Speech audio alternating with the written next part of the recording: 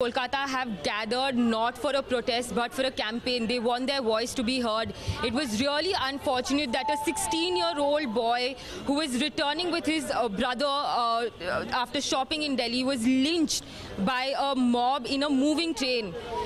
What is the value of life? Come to is what these protesters over here are asking.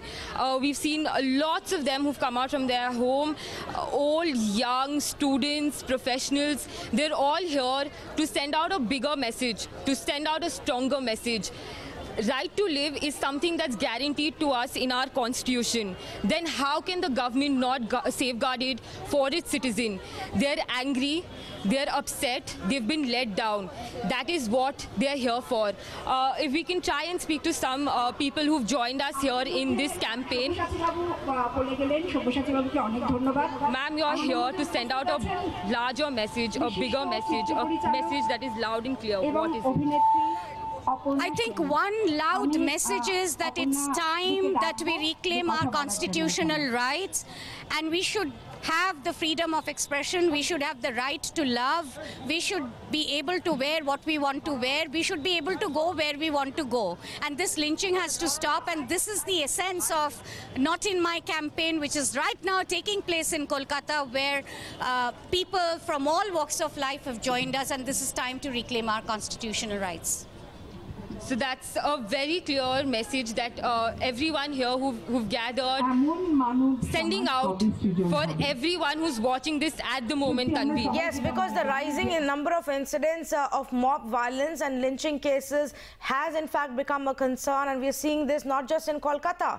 Tracy, we're also going across to Hyderabad, where Paul is joining us. Paul, what's happening around you? Where are you currently?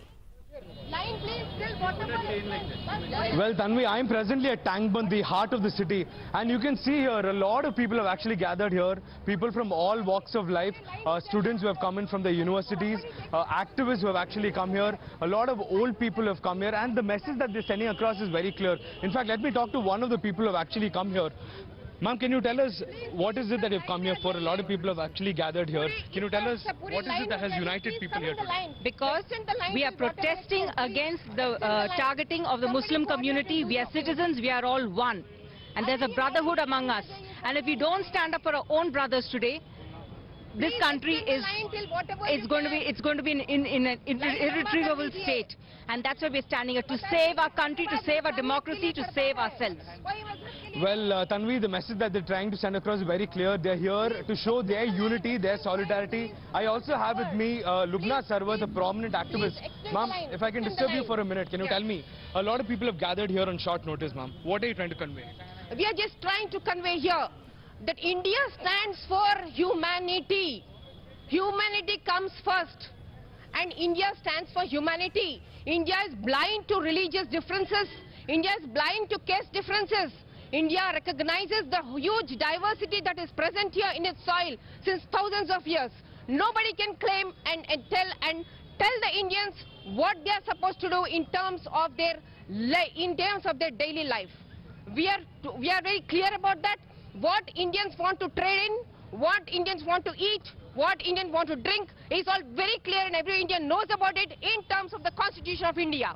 Well, in fact, Tanvi, the placard that is being held by Dr. Lubna Sarwat says, "Be human, stop terrorist lynching." And similarly, it says, "Not in my name."